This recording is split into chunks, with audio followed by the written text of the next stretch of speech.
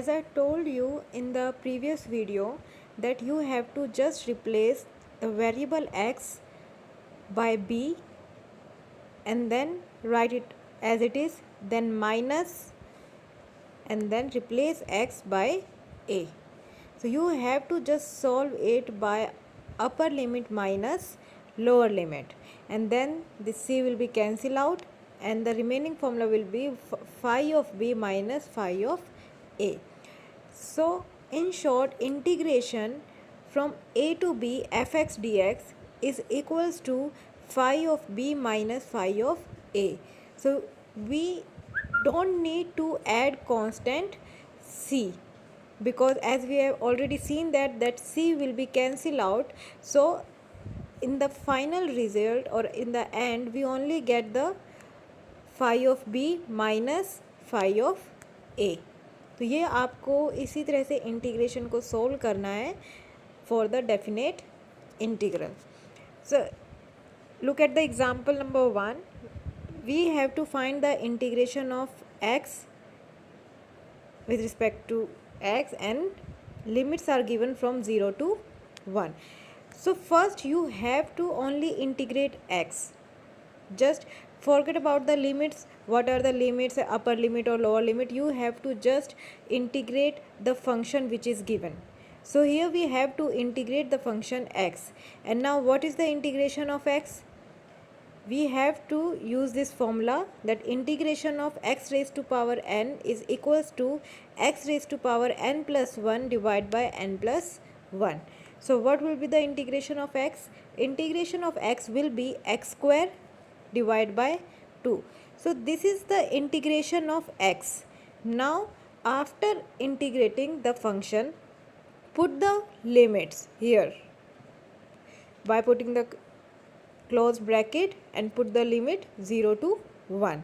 Now replace the x by 1 and then what will we get? 1 by 2 and minus 0. क्योंकि यहाँ पे 2 नीचे constant है तो वो एज इट इज़ रहेगा, उससे कोई फ़र्क नहीं पड़ेगा. तो जैसे ही आपने एक्स स्क्वायर की जगह 1 लिखा तो 1 स्क्वायर इज इक्वल्स टू 1. तो we will get 1 by 2 and then minus, जैसे ही आप x की जगह 0 लिखेंगे तो minus 0 by 2 that is 0. So the final value will be 1 by 2. तो इसी तरह से आपको सिर्फ जो भी फाइनल इंटीग्रेशन मिलता है उस फाइनल इंटीग्रेशन में आपको x की जगह एक बार अपर लिमिट रखना है और then minus lower limit. In example number 2, we have to integrate function sin x and then put the limit from 0 to pi. So what is the integration of sin x? Integration of sin x is minus cos x. First you have to remember that you have to integrate only the given function sin x. Then it is a minus cos x is the integration of sin x. हमने minus को बाहर ले लिया as a common. तो अब आपको यहाँ से लिमिट्स को सोल्व करना है. And what is the upper limit? Upper limit is pi and the lower limit is 0. So you have to first replace the x, क्योंकि हमें सिर्फ जो x फंक्शन है, जिस भी फॉर्म में आपको ये फंक्शन दिया जाता है, तो यहाँ पे x की फॉर्म में फंक्शन गिवन है तो सिर्फ आपको उस x को रिप्लेस करना है. एक बार अपर लिमिट रखना है उसकी जगह और फिर माइनस करके एक बार लोअर लिमिट रखना है उसी फंक्शन में. जो आपके पास यहाँ पे सिर्फ आपको एक cos x दिया हुआ है, इस cos x में आपको एक बार x को पाई से रिप्लेस किया और फिर माइनस करके उसी कॉस में आपको x को 0 से रिप्लेस किया. Now value of cos pi is -1 and cos value of cos 0 is 1. So we get the -2 and the minus is plus. So the final answer will be 2. तो definite integral में आपको कुछ भी अलग से नहीं करना है. सबसे पहले सेम मेथड है कि आपको सबसे पहले इंटीग्रेट करना है जो भी गिवन फंक्शन है.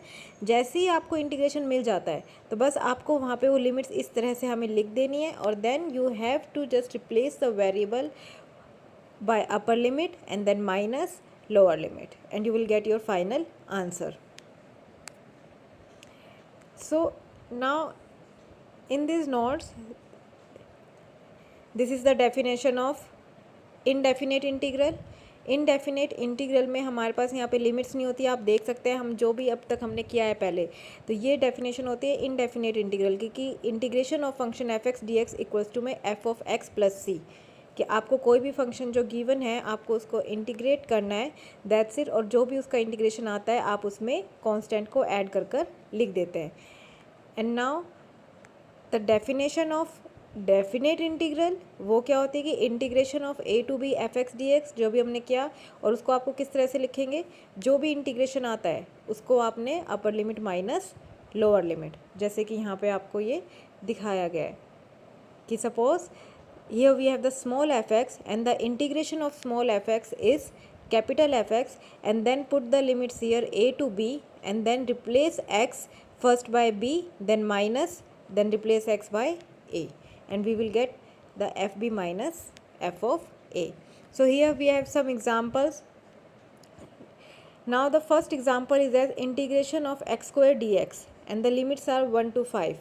तो first you have to just integrate the given function, हमें यहाँ से लिमिट से कोई अभी मतलब नहीं है, आपको सिर्फ सबसे पहले फंक्शन को इंटीग्रेट करना है. So first what is the integration of x square, integration of x square is x cube by 3. ठीक है, जैसे ही हमने इसे इंटीग्रेट किया, put the limits here and what are the limits, limits are 1 to 5. Now replace x 1 by, first replace x by 5, then minus replace x by 1. तो जैसे हमारे पास जो टर्म आई है वो क्या आई है, एक्स क्यूब बाय 3 आई है, तो आपको सिर्फ x को रिप्लेस करना है. तो जैसे ही आपने सबसे पहले x की जगह अपर लिमिट को रखा, and what is the upper limit, upper limit is here 5. तो आपको सिर्फ x की जगह जैसे ही 5 रखा वो क्या हो जाएगा 5 क्यूब, क्योंकि ये x रेज टू 3 दे रखा है. तो 5 क्यूब डिवाइड बाय 3 माइनस करके हमें अब लोअर लिमिट रखनी होती है x की जगह. तो अब आपको x को सिर्फ किस से रिप्लेस करना है, 1 से रिप्लेस करना है. तो 1 raise to power 3 by 3 and then solve it and you will get your answer. Same for the second example.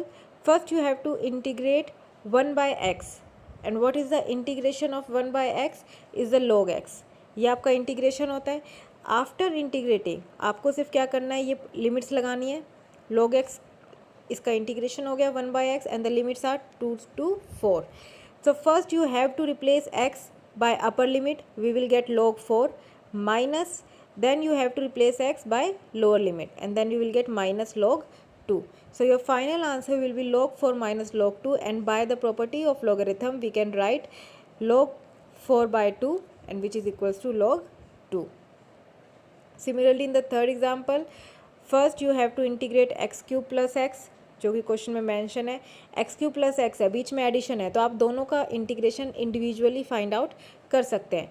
So what is the integration of x cube, integration of x cube is x raise to power 4 by 4, क्योंकि x raise to power n का integration क्या होता है, is equals to x raise to power n plus 1 divide by n plus 1, and then the integration of x is x square by 2. Now you have to put the limits here.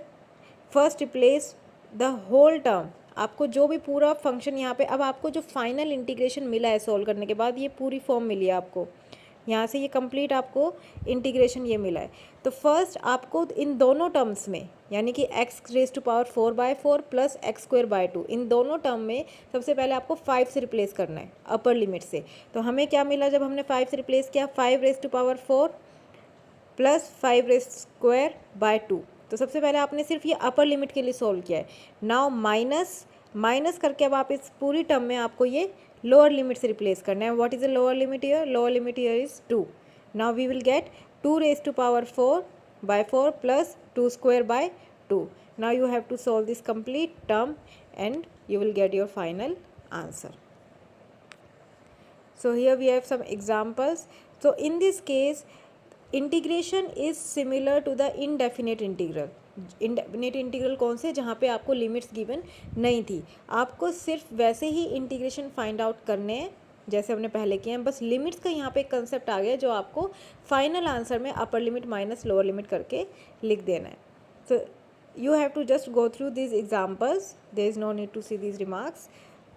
So this is the concept of indefinite integral को आप जब limits की form में लिखते हैं, then here we have the evaluation of definite integral.